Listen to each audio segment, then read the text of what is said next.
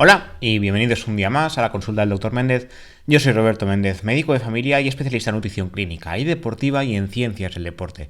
Como ya sabéis, aquí hablamos de nutrición, de medicina, de deporte o de una mezcla de tantas. Hoy será más una mezcla de tantas, pero enfocado a la nutrición y a la pérdida de peso.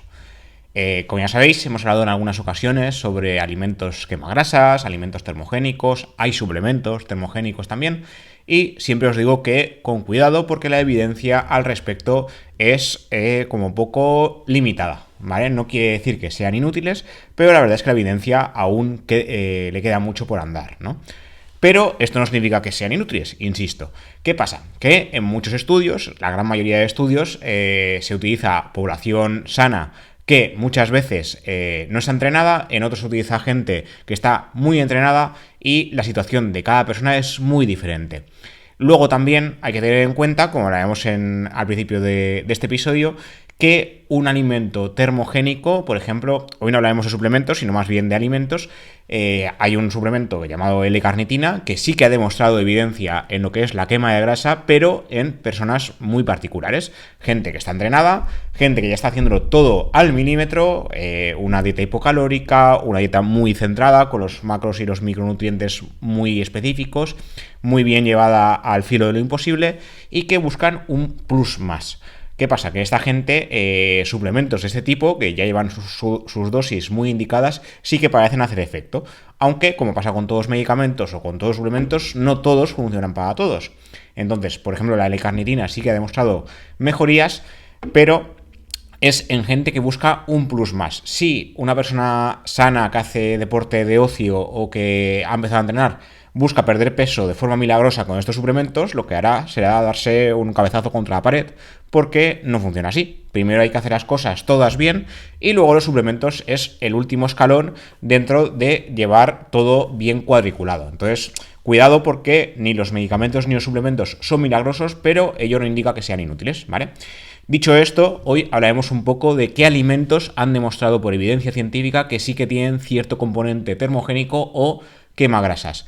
Como siempre, indico, primero hay que hacer las cosas bien, primero hay que hacer el nivel de actividad física que haga falta, cada persona es de una manera, las guías clínicas dicen una cosa, si no estamos haciendo nunca actividad física, la mínima actividad que hagamos ya nos hará perder peso, ¿vale? Entonces llegará un punto donde nos estancaremos, como le pasa absolutamente a todo el mundo. Entonces ahí habrá que mirar si estamos haciendo el nivel de actividad física bien, si descansamos lo suficiente, si controlamos bien el tema hormonal, por ejemplo el cortisol, la hormona del estrés muy aumentada, hará que nuestros ejercicios sirvan para poco o nada en algunas ocasiones. Y luego el tema de descansar. Si no descansamos lo suficiente, también llegará un punto donde nos estancaremos. Y en el tema de la dieta, más de lo mismo. Llegar a una dieta hipocalórica extrema tampoco es bueno porque eso a su vez hace que aumente el estrés del organismo y hace que nos estanquemos también. Entonces hay que hacer todo con su suficiente equilibrio. Entonces, una vez hayamos hecho todo esto bien, si llegamos a un punto de estancamiento, pues habrá ciertos alimentos o ciertos suplementos que nos puedan ayudar, pero, insisto, siempre haciendo primero toda la base como toca. Empezar por el tejado no tiene ningún sentido. Entonces, en este sentido, ¿qué alimentos han demostrado que pueden ayudar cuando ya estamos haciendo todo bien? Pues bueno, llevamos una dieta hipocalórica bien controlada sin pasarnos, llevamos un nivel de actividad física bien hecho sin pasarnos también, porque el exceso de actividad física o solo entrenamiento nos puede llevar a estancarnos también. Entonces buscamos un plus, que en este caso serían los alimentos que han demostrado acelerar el metabolismo en cierto grado, como digo continuamente, sin milagros, ¿vale? Uno de ellos sería súper conocido, súper estudiado, el café. El café ha demostrado, sobre todo por su componente de cafeína, que acelera el metabolismo. El café estimula el sistema nervioso, envía señales directamente a las células grasas y las fuerza a descomponer grasa por este efecto estimulante. Existen estudios, como el que realizó la Universidad Sochun-Yam de Corea, donde vio que este sistema, porque la cafeína aumenta los niveles en sangre de adrenalina, que esto es un neurotransmisor que a la vez acelera el metabolismo. El efecto que tiene la adrenalina en el organismo es el de liberación de grasa de los tejidos de los adipocitos hacia la sangre, en un proceso que al final se puede traducir en pérdida de peso. La quema de grasas por parte de la cafeína funciona mejor en personas delgadas que en las que padecen obesidad. Esto puede parecer paradójico, Pero es así, claro, justamente la gente que mayor nivel de grasa tiene, mayor obesidad tiene, es la que más busca quemar grasa. Pero precisamente la cafeína lo que ha demostrado es que funciona mejor en gente que ya está delgada. En concreto, esta investigación señaló que la cafeína aumenta el proceso hasta un 29% en personas con normopeso, mientras que solo hace en un 10% en personas obesas. Un proceso que además disminuye con la edad. Así que cuidado, porque que no te funcione alguno de estos elementos no significa que sea inútil, sino que funciona en poblaciones muy determinadas. Entonces, eso hay que tenerlo también siempre en cuenta. Por otro lado, tendríamos el té. El té, ya sabéis que tiene teína, pero que realmente es cafeína. Es la cafeína del té. Es la misma molécula, simplemente que se llama teína porque está en el té. Hemos hablado de ello en multitud de ocasiones. Tengo un podcast comparando té y café, por si queréis escucharlo. Me parece muy curioso cuando lo escuché porque digo, ¿esto qué clase de engaño es? Pero es así. Al igual que el café y la cafeína, las catequinas del té también funcionan como quemargrasas. O sea, tenemos la teína y las catequinas. También hay que decir que, claro, el té tiene una concentración de catequinas y de teína disminuida porque al final no deja de ser una infusión más diluida que un café. Pero es lo que hay. En este caso, el té también ha demostrado beneficios a nivel cardiovascular y reduciendo el riesgo de sufrir cáncer, que ahora lo comentaremos. Consumir dosis adecuadas de té verde en forma de infusión puede aumentar el metabolismo basal y ayuda ligeramente a quemar calorías. De hecho, hay estudios como el que se publicó por parte de la Universidad de Maastricht de Países Bajos, donde se vio que la combinación de cafeína y té verde hacen sinergia. O sea, si tomamos café y té, la cafeína y la teína, que ya os digo, son la misma molécula pero de diferentes bebidas, pueden incrementar el metabolismo un 4% y favorecen la quema de grasa un 16% durante las 24 horas posteriores.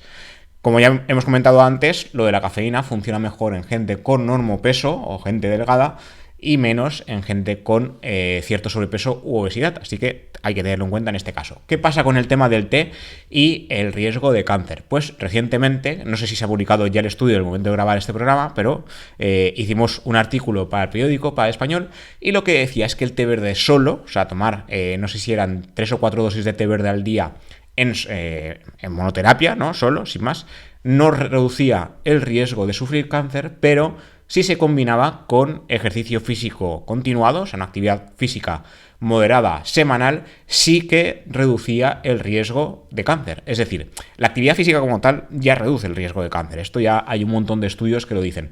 Pero es que si la combinamos con el té verde, se reduce más todavía. O sea, sí que hay un efecto sinérgico, pero el té verde por sí solo no, ¿vale? Entonces, eso lo que nos hace ver es que la actividad física sería el pilar básico junto al té. Y en todo lo que os digo hoy, insisto, lo principal es nivel de actividad física correcto, nivel dietético correcto, sin pasarnos con la bajada de calorías, porque si nos pasamos, el cuerpo, no se llama así, pero yo siempre lo llamo así para explicarse a los pacientes, hace una especie de efecto camello. Los camellos, en sus jorobas, lo que hacen es, tanto los camellos como los dromedarios, ¿vale? Guardan grasa para aguantar. Pues el cuerpo, el organismo humano, ya os digo, esto es más complejo, pero para simplificarlo, lo que hace cuando ve que le estamos dando poca comida es usarla de forma más eficiente porque cree que nos vamos a morir, ¿vale? Entonces llega un punto donde se ralentiza el metabolismo basal para aguantar más, y con menos comida aguantamos más y no perdemos peso porque le estamos dando demasiada poca comida. Entonces hay que llevar un nivel de actividad física y un nivel de bajada de calorías equilibrado, porque si nos pasamos en bajada es malo, y si nos pasamos en exceso pues es malo porque engordamos. Entonces esto es más complicado. Si fuera más fácil, todo el mundo conseguiría perder peso enseguida, y evidentemente esto pues no es así, y tenemos una epidemia de obesidad que aún queda para rato. Otro alimento que ha demostrado mejoría en la quema de grasa serían los cítricos, ¿vale? Los alimentos ricos en vitamina C y nobiletina, como las naranjas y las mandarinas, también son comprobados quemagrasas, como siempre, en su justa medida. Su secreto es que favorecen el metabolismo, como indica algunos estudios, como el que se publicó por parte de la Universidad Western. Los resultados se publicaban en el Journal of Lipid Research y destacaron que estos elementos, la vitamina C y la nobiletina, tienen la capacidad de actuar sobre procesos fisiológicos naturales que se ocupan de la gestión de la grasa.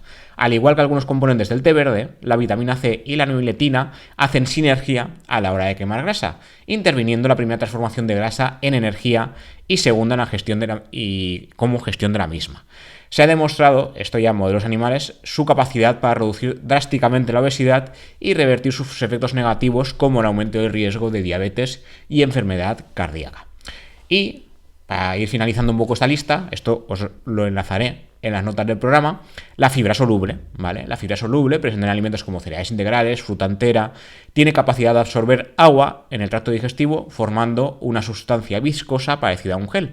Este proceso simplemente lo que hace es aumentar el efecto saciante de la comida ingerida, ayudando a reducir el apetito. O sea, sería una forma indirecta de ayudar a quemar grasa y además también ralentiza la digestión. Eso sí que previene los picos de glucemia en sangre, por tanto previene los picos de insulina y esto aumenta aún más la sensación de saciedad.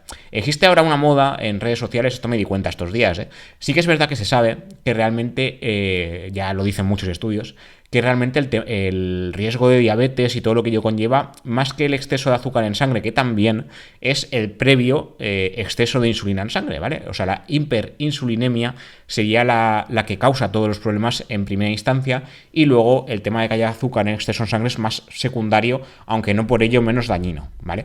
Entonces, cuando tenemos una resistencia a la insulina, ¿qué pasa? Que el páncreas va secretando insulina, llega haciendo picos de insulina que estos pueden ser perjudiciales. ¿Qué pasa con el tema de la moda que digo?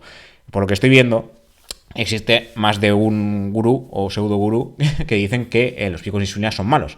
La insulina es la hormona fisiológica que absorbe el azúcar.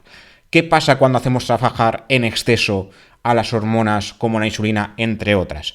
Pues que llega un punto que se cansan. O sea, el organismo tiene un tope y cuando se empieza a liberar insulina en exceso, cuando detectamos niveles de insulina excesivos en el organismo, significa que estamos haciendo trabajar demasiado al páncreas. Demasiada insulina en el organismo es perjudicial en muchos sentidos.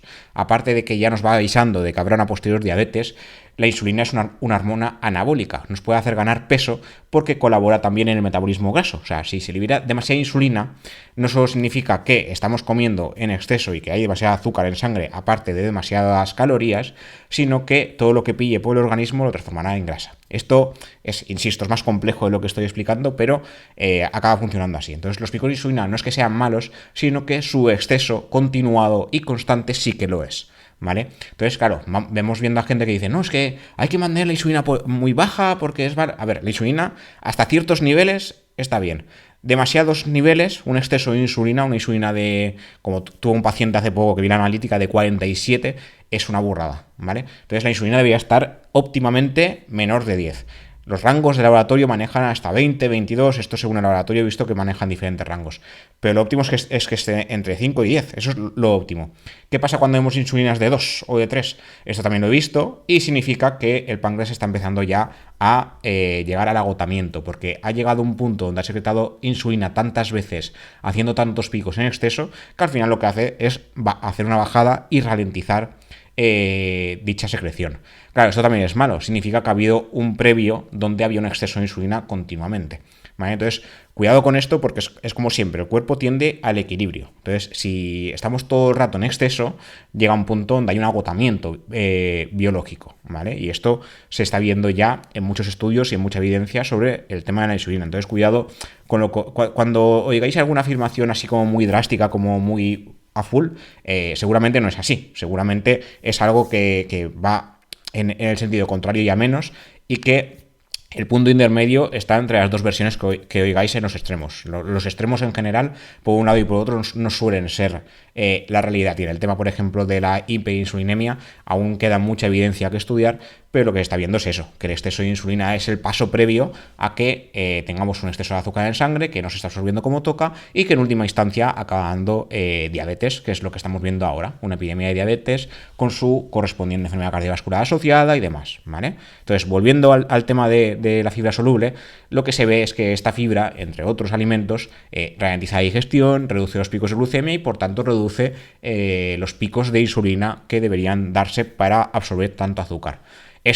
Un hecho que influye directamente en la cantidad de alimentos que ingerimos es precisamente su efecto saciante. Entonces lo que hará en última instancia es hará que hagamos un déficit calórico indirecto por este efecto saciante. Otro artículo que os voy a enlazar es el de la naranja amarga. ¿Es verdad que son quemagrasas? Pues esto más de lo mismo, hasta cierto punto sí, ¿vale? Lo que se ha visto es que en la naranja amarga uno de los protagonistas es la P-sinefrina. que está presente en una cantidad significativa. Es un alcaloide que posee una estructura similar a la efedrina, el polémico componente principal de la efedra, un suplemento herbal que se usa para la pérdida de peso y cuya seguridad se ha puesto en entredicho.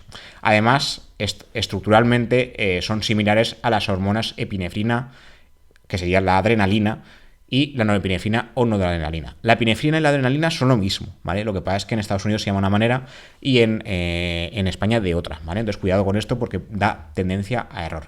Estas semejanzas pusieron sobre la mesa si el extracto de naranja amarga con su P-sinefrina podría ser perjudicial. Y una pregunta que ha sido respondida por varios estudios es que han demostrado que los extractos de naranja amarga y los usos naturales de la planta ni dañan el corazón ni el sistema nervioso. Tampoco estimulan la actividad del sistema nervioso, como lo hacen los estimulantes. Entonces, ¿qué pasa? ¿Sirve para adelgazar? Pues es la pregunta del millón. Y es menos sencillo de responder. Es cierto que, en principio, los componentes de la naranja amarga sí que pueden potenciar la pérdida de peso, pero no hay conclusiones claras. Lo que sí hay claro es que la P-sinefrina aumenta la descomposición de grasa, aumenta el gasto energético y suprime levemente el apetito. Todo esto, en parte, que no todo, lo hacen los análogos de GLP-1, como la semaglutida, la liraglutida y demás, que los habréis oído ya muchas veces, porque son medicamentos que se están empezando a vender mucho por su potencial pérdida de peso. Estos lo que hacen es suprimir el apetito, entre otras. No aumentan el gasto energético. De hecho, ya ha habido recientemente, ya han aparecido estudios de un componente que sí que hace esto. Lo que hace es suprimir el apetito y además aumentar el gasto energético. Esto de momento no existe en forma de medicamento, se está estudiando. Yo os lo comentaré cuando tengamos más información, pero en forma de medicamento ya hay un componente que está estudiando como aumento de gasto energético en forma de fármaco y no en forma ni de suplemento ni de alimento. Entonces el tema de la naranja amarga y la P-sinefrina con cuidado, ¿vale? Y luego lo último que os quería comentar es el tema de la cúrcuma, porque se ha visto, bueno, la cúrcuma, perdón, de la canela. La canela, existen varios tipos de canela, ¿vale? La canela casia y la canela ceilán que tienen cierto potencial en la quema de grasa. Según una revisión de 35 estudios, se analizó si realmente el consumo de canela influye en la cintura abdominal, lo que a su vez se relacionaría con unos menores niveles de grasa si es que se reduce esa cintura. Pues lo que se vio es que consumir 1,5 gramos de canela por día, alrededor de una cucharita, reducía la cintura 1,68 centímetros, pero consumir más cantidad, o sea, más de 1,5 gramos de canela, no tendría efectos, o sea, más no sería mejor. Por su parte, otro metaanálisis de 21 estudios, con 1.480 participantes, sugirió que el consumo de canela podría reducir el IMC en 0,4 kilogramos metro cuadrado, el peso corporal en casi 1 kilo, pero sin cambios en la composición de grasa, así que cuidado, que igual eso es más agua que grasa. Y otra revisión también con metaanálisis encontró efectos modestos, pérdida de 0,7 kilos, 0,67 para ser exactos, y pérdida del IMC de 0,45. En general, las pérdidas de peso en los estudios de alta calidad son bastante pequeñas. Entonces, cuidado porque la canela tampoco sería milagroso, pero como digo, igual si ya estamos haciendo todo bien y todo muy cuadriculado, habría gente que sí que lo notaría, ¿vale? ¿Por qué parece ser que la canela colabora en la pérdida de peso?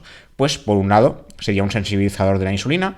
Por otro lado, mejoraría la forma en la que descomponemos la grasa, como ya lo hacían las catequinas que hemos comentado antes, y también haría un efecto similar a algunos de los componentes que hemos comentado antes, que es reducir la velocidad del vaciado gástrico, como por ejemplo el tema de la fibra soluble. Lo que, como decía ya en el artículo, algo que hacen los alimentos ricos en fibra, en proteína y en grasa. ¿Vale? Todos estos alimentos en general reducen el vaciado gástrico. Si se reduce el vaciado gástrico, se reducen los picos de glucemia. Y si se reducen los picos de glucemia, se reducen los picos de insulina. ¿Vale? Entonces, todos son como efectos indirectos, pero que al final lo que hacen es colaborar en la pérdida de peso y la quema de grasa. Pero como digo, como punto total de toda la estrategia de pérdida de grasa, ¿vale? Entonces, claro, milagros no existen. Y os diría la típica frase que se dice en mi comunidad de milagros a Lourdes, pero tampoco, ¿vale? Entonces, hay que hacer las cosas bien y cuando ya estamos haciéndolo todo bien cuadriculado y aún así nos estanquemos, ahí ya podemos echar mano de pensar en ajustar algún alimento determinado, como es el caso de hoy, o tirar de suplementos, que esto ya lo podemos comentar en siguientes episodios si os interesa. Y nada, eso es todo lo que os quería comentar por hoy. Como siempre, gracias por ver esto si lo veis en YouTube, gracias por escucharlo en cualquier plataforma de podcast. A partir de Qonda Podcast se distribuye a todas las demás. Pocket Cast, iVoox, Apple Podcast, Amazon Music, la que queráis. Nos vemos y nos escuchamos en siguientes episodios. Hasta la próxima.